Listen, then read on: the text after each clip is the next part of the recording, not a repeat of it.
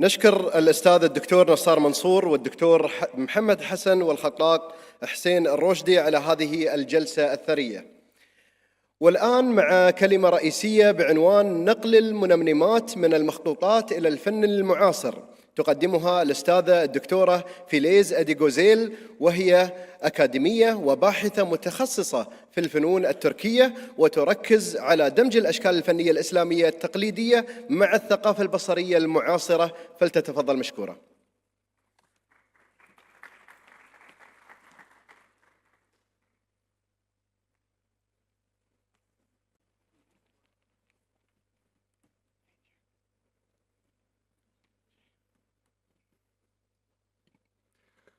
Good afternoon, dear guests.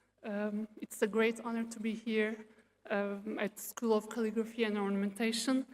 I'm very thankful for the Royal Highness and the School of Calligraphy and Ornamentation. Today, I'll be talking about a topic that bridges the rich heritage of our past with the dynamic expressions of our present, the integration of miniature painting art into contemporary art. My research and artistic production focus on bonding the historical art forms of Ottoman and other Islamic lands with contemporary practices. In my presentation, I'll introduce you with a new face of miniature that is becoming very popular as a diverse medium in the contemporary art world. And I must admit, it's a pleasure for me to share my passion for Islamic arts and modern interpretations with you. The art of Islamic manuscript painting, with its intricate and profound details, has been a cherished form of artistic expression for centuries. Produced in the royal courts, these small-scale masterpieces have captured the essence of cultural narratives and historical events. As we all know, the demand and request for the production of miniatures ended by the early 20th century, while the whole world was entering a new era. However, it was not an obstacle for miniature from continuing to be used as an art form. At this point, I have a question. What happens when this traditional art form meets the innovative and often provocative world of contemporary art? Today, we'll delve into the works of two pioneering artists who created the neo-miniature movement, which has become revolutionary for most of the artists producing in the field of traditional arts. Beyond my academic titles as an artist, I am one of them. And I'll conclude my presentation with my own artworks, which are inspired by this movement, but developed in a uniquely original direction, which I hope you'll enjoy. So, to begin with, I'd like you to meet Pakistani artist Shahsia Skandar and her artworks. Born in Lahore, she graduated from the Lahore National College of Arts in 1991. By the time she was taking traditional miniature classes, manuscript and miniature painting were overlooked and perhaps even intentionally forgotten. In an environment like this, Shahsia Skandar pushed the boundaries of format and content far. Her very famous work, The Scroll, it's a large-scale narrative painting depicting Shahsia's daily life through a personal and feminist perspective. I believe this work exemplifies the best use of miniature as a modern way of expression. In this piece, she uses her childhood home as the setting, her autobiographical subject, a young figure dressed in white, enters in and out of rooms and appears in multiple places at once, as though defying time and space. Here are other details from the scroll.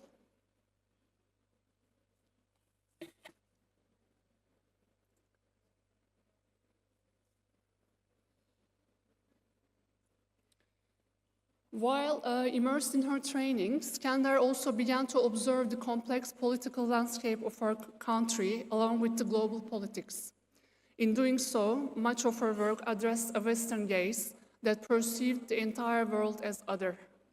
So she developed an iconography that pushed beyond the bounds of geography, nationality, and identity in her works. Here are some of her works. Because we have a limited time, I don't have the chance to comment on them much. So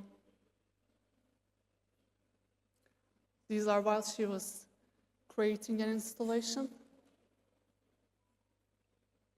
As we see, Şahsiyat İskender encompasses both the past and the present in her works and emphasizes that her goal is not to rediscover traditional miniature painting, but to take a step further using this visual language.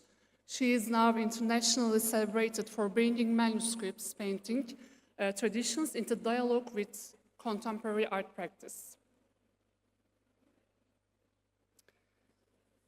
This is the second artist. Just like Şahsiyat İskender, Imran Qureshi graduated from the Lahore National College of Arts in 1994. He also received the same education and began teaching at the miniature department. Educated in the traditional style of Mughal miniature art, Qureshi's works strongly reflect the influence of traditional formats. His use of traditional techniques along with social and political issues can be described as expressionist. His works are visual commentaries reflecting on the realities of today's Pakistan. These paintings and works are from his London Barbican exhibition titled Where Shadows Are So Deep. Sorry. In this series, Where Shadows Are So Deep, his use of traditional manuscript page layout is very clear, and he mentions in an interview that he's using this format because he wants to explore the question, what miniature art means today. This is one other very interesting series of his. The miniatures in his series titled Moderate Enlightenment, at first glance resemble the miniatures found in 16th century Mughal manuscripts. In these works, which appear as single-page miniatures taken from an album, the main subject, which is the human figure, is placed vertically, which is again a common traditional format. In this series, produced after the 9/11 attacks, Qureshi aimed to draw attention to the treatment of people with Muslim identities. He highlights that while wearing a long shirt or carrying a bag with Arabic script might be seen as fashionable for any person, but it is perceived as a threat when it involves a Muslim individual.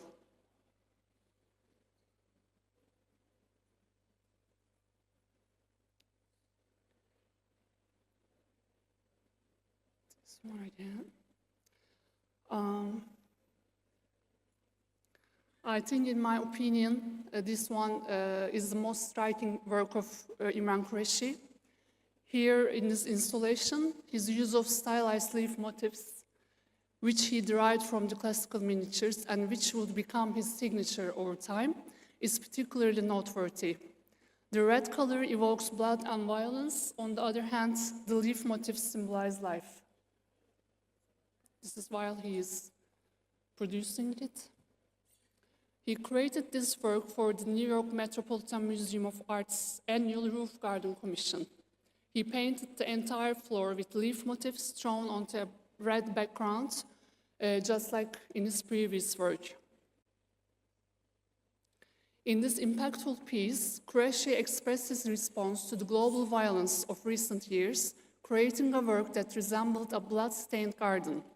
The title of the work is equally striking: How many rains must fall before the stains are washed clean? I believe these artworks have paved the way for our understanding of historical miniature art as a deeply rooted tradition that can be integrated into a contemporary context. Now, I'll show you my pieces, and Building on this premise, my latest artworks draw significant inspiration from traditional formats incorporating forms of nature and other themes.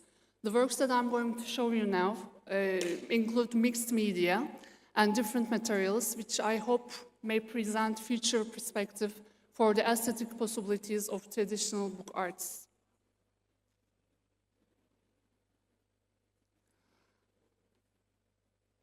This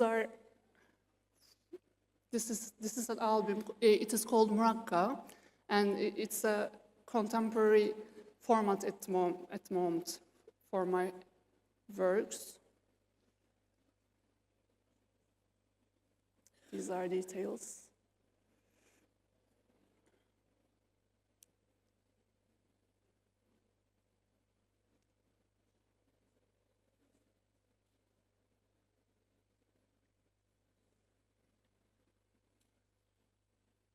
I use diverse materials also.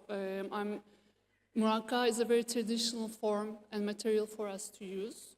I use, again, watercolor, gouache, acrylic, gold also.